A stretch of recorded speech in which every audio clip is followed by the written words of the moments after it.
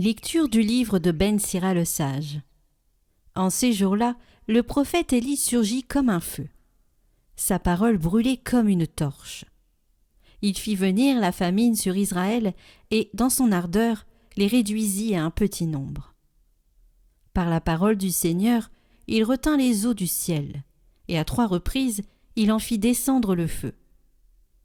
Comme tu étais redoutable, Élie, dans tes prodiges, qui pourrait se glorifier d'être ton égal? Toi qui fus enlevé dans un tourbillon de feu par un char au coursier de feu. Toi qui fus préparé pour la fin des temps, ainsi qu'il est écrit, afin d'apaiser la colère avant qu'elle n'éclate, afin de ramener le cœur des pères vers les fils et de rétablir les tribus de Jacob. Heureux ceux qui te verront, heureux ceux qui, dans l'amour, se seront endormis. Nous aussi, nous posséderons la vraie vie.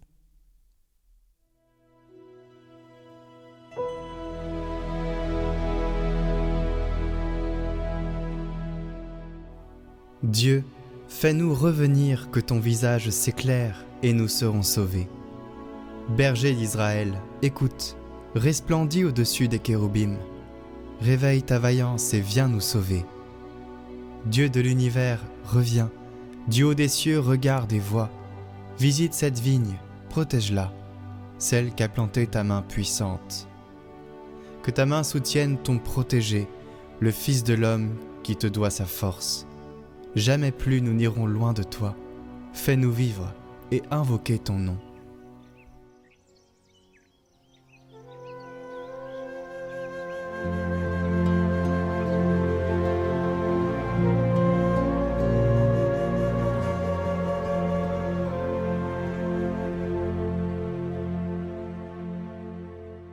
Évangile de Jésus-Christ selon saint Matthieu.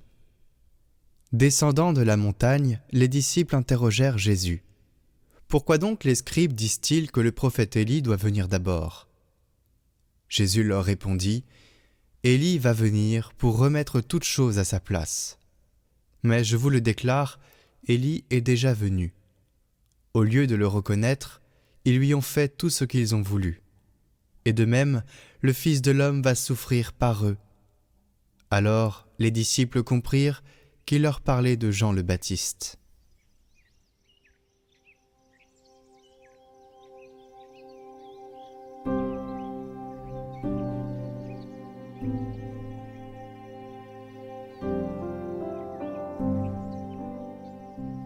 Chers amis, Jean le Baptiste, Élie, qui baptise dans l'eau, avait annoncé que Jésus nous baptiserait dans l'Esprit Saint. Et justement, on va suivre maintenant un enseignement de l'Avent sur notre filiation.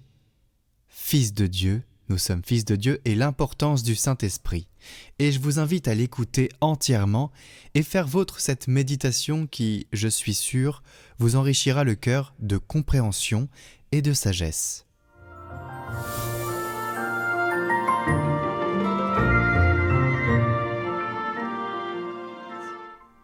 Voici une traduction d'un passage de la 2e prédication de l'Avent du cardinal Cantala Messa, prédicateur de la maison pontificale, prononcée sur le thème « Dieu a envoyé l'Esprit de son Fils dans nos cœurs ». En 1882, l'archéologue William M. Ramsay découvre une antique inscription grecque à Hiéropolis, en Phrygie. L'épitaphe décrite par les historiens comme la reine des inscriptions chrétiennes contient le testament spirituel d'un évêque nommé Abercius, qui a vécu à la fin du IIe siècle. L'auteur y résume toute son expérience de foi chrétienne, et il le fait dans le langage imposé à l'époque par la discipline des arcanes, c'est-à-dire en utilisant des métaphores et des expressions dont seuls les chrétiens pouvaient comprendre le sens, sans s'exposer ni exposer les autres à la raillerie et à la persécution. Écoutons la partie qui nous intéresse de plus près. Moi, nommé Abercius, je suis un disciple du chaste berger aux grands yeux qui fait paître les troupeaux de moutons dans les montagnes et les plaines. Il m'a enseigné les Écritures dignes de foi, il m'a envoyé à Rome pour contempler le palais et voir une reine aux vêtements et aux chaussures d'or. J'y ai vu un peuple portant un sceau brillant. J'ai aussi visité la plaine de Syrie et toutes ses villes, et au-delà de l'Euphrate, Nisibis.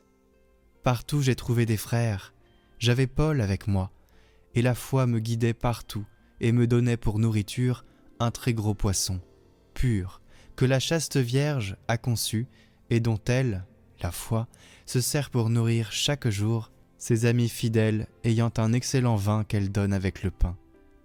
Le berger aux grands yeux, c'est Jésus. Les Écritures, c'est la Bible. La reine aux vêtements d'or, c'est l'Église. Le sceau et le baptême. Paul est bien sûr l'apôtre. Le poisson, comme dans la mosaïque ancienne, indique le Christ. La Vierge chaste, c'est Marie. Le pain et le vin, c'est l'Eucharistie. Ce qui frappe dans ce testament, c'est la fraîcheur, l'enthousiasme et l'émerveillement avec lesquels Abercius regarde le monde nouveau que la foi a ouvert devant lui. Pour lui, tout cela n'est pas quelque chose d'acquis. C'est la véritable nouveauté du monde et de l'histoire. C'est précisément pour cette raison que je l'ai rappelé, parce que c'est le sentiment que nous, chrétiens d'aujourd'hui, avons le plus besoin de redécouvrir. Il s'agit une fois encore de regarder les vitraux de la cathédrale depuis l'intérieur de celle-ci plutôt que depuis la rue publique. Ainsi, Lumen Gentium de Vatican II définit le peuple messianique qui a pour chef le Christ, pour statut la dignité et la liberté des fils de Dieu, pour loi le commandement nouveau d'aimer, et pour destinée enfin le royaume de Dieu. Le Concile lui-même rappelle que l'Église est composée de saints et de pécheurs. En fait, qu'elle-même, en tant que réalité concrète et historique, est sainte et pécheresse. Comme l'appellent certains pères, casta meretrix, et que les deux choses, le péché et la sainteté, sont présentes dans chacun de ses membres, et pas seulement entre une catégorie et une autre. Il est donc juste que nous nous lamentions et pleurions sur les péchés de l'Église, mais il est également juste et approprié que nous nous réjouissions de sa sainteté et de sa beauté. Pour une fois, nous choisissons de faire cette deuxième démarche, qui est peut-être la plus difficile et la plus négligée aujourd'hui. Et voici la preuve que nous sommes fils de Dieu.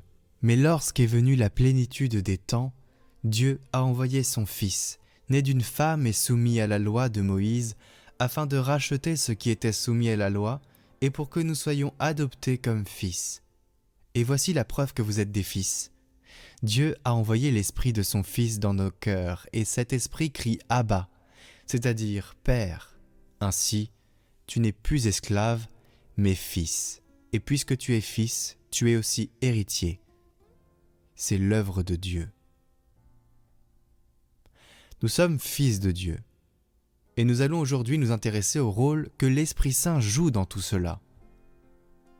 Vous n'avez pas reçu un esprit qui fait de vous des esclaves et vous ramène à la peur, mais vous avez reçu un esprit qui fait de vous des fils. Et c'est en lui que nous crions « Abba », c'est-à-dire « Père ». C'est donc l'Esprit Saint lui-même qui atteste à notre esprit que nous sommes enfants de Dieu. Saisissez l'importance de la parole de Dieu pour goûter la douceur de se savoir fils de Dieu et faire l'expérience de Dieu comme un Père très bon. Saint Paul nous dit cependant qu'il existe un autre moyen sans lequel même la parole de Dieu est insuffisante. L'Esprit Saint. D'ailleurs, saint Bonaventure, dans Itinéraire de l'Esprit vers Dieu, le conclut par cette phrase allusive et mystérieuse. Il dit « Cette sagesse mystique très secrète, personne ne la connaît, sauf celui qui la reçoit. Personne ne la reçoit, sauf celui qui la désire. Personne ne la désire, sauf celui qui est enflammé intérieurement par l'Esprit Saint envoyé par le Christ sur terre. » En d'autres termes, nous pouvons désirer avoir la connaissance vivante d'être fils de Dieu et d'en faire l'expérience, mais pour y parvenir, c'est l'œuvre du Saint-Esprit seul. L'Esprit atteste que nous sommes fils de Dieu. Et que signifient ces mots ? Il ne peut s'agir d'une sorte d'attestation externe, juridique, comme dans les adoptions naturelles. Si l'Esprit est la preuve que nous sommes fils de Dieu, s'il l'atteste à notre esprit, il ne peut s'agir de quelque chose qui se passe quelque part, mais dont nous n'avons aucune perception et aucune confirmation. Et malheureusement, c'est ainsi que nous sommes amenés à le penser. Oui, dans le baptême, nous sommes devenus fils de Dieu, membres du Christ. L'amour de Dieu a été répandu dans nos cœurs, mais tout cela par la foi, sans que rien ne bouge en nous. On y croit avec l'intelligence, mais on ne le vit pas avec le cœur. Comment changer cette situation ? L'apôtre nous a donné la réponse, par l'Esprit Saint. Non seulement le Saint-Esprit que nous avons reçu au baptême, mais celui que nous devons demander et recevoir encore et encore. L'Esprit atteste que nous sommes fils de Dieu. Maintenant, il atteste, et non pas il l'a attesté, une fois pour toutes, dans le baptême. Cherchons donc à comprendre comment l'Esprit opère ce miracle d'ouvrir nos yeux à la réalité que nous portons en nous.